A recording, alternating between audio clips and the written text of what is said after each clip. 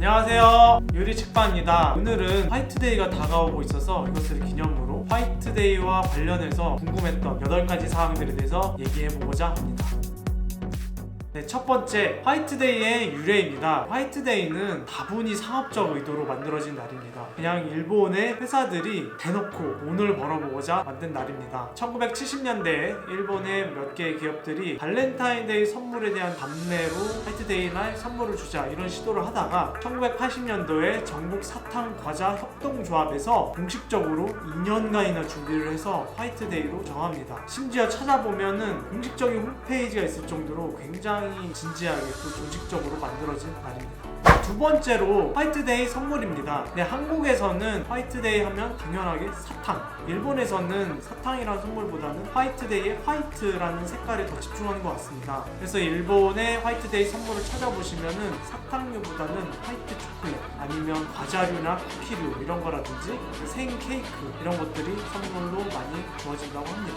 세 번째, 그렇다면 우리나라에서는 화이트데이가 언제 시작했을까요? 정확히 언제 누가 이렇게 일본에서부터 가져왔다는 잘 모르겠지만 1960년도 초에 일본의 영향을 받아서 우리나라에서도 화이트데이라는 기념일을 챙기기 시작하고 우리나라 회사들도 사탕을 막 팔아먹기 시작을 했대요. 이 시국에 화이트데이를 불매운동해야 되는 거 아닌가? 이런 생각이 드네요.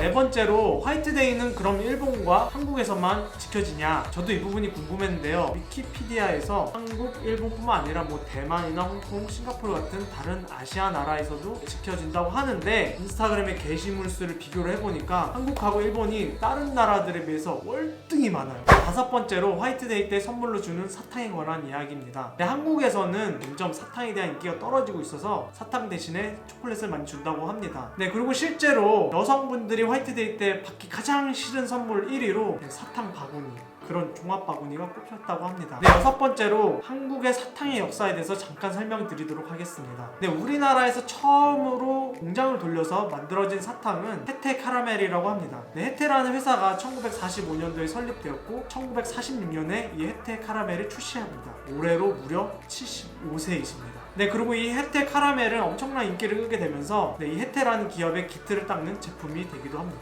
네, 그럼 일곱 번째로, 나는 그래도 화이트데이 때 사탕을 선물로 주고 싶다. 그럼 어떤 걸 줘야죠? 자두맛 사탕? 초코도? 이런 봉지 사탕을 선물로 주긴 좀 그렇잖아요. 대안은 추파추스밖에 없는 것 같습니다. 다만 추파추스는 전 세계적으로 100가지 맛이 넘다고 하는데, 그래서 추파추스를 선물로 주실 때는 선물을 주려고 하는 여성분의 취향을 먼저 파악하는 게 중요한 것 같습니다. 네, 그리고 참고로 제가 이번에 조사하면서 알게 된 사실인데, 추파추스 하면 당연히 저는 미국 회사일 줄 알았는데 그것이 아니고 스페인 회사입니다.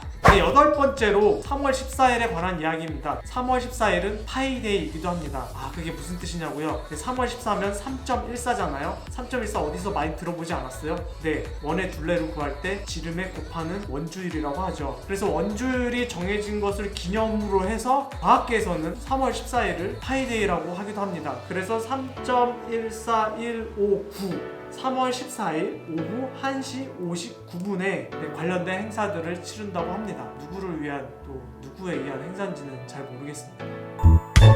네, 여기까지 화이트데이와 관련된 궁금증을 풀어보는 시간이었습니다. 오늘도 저희 영상 봐주셔서 감사하고요. 다음에 더 재밌는 영상으로 또 찾아뵙겠습니다.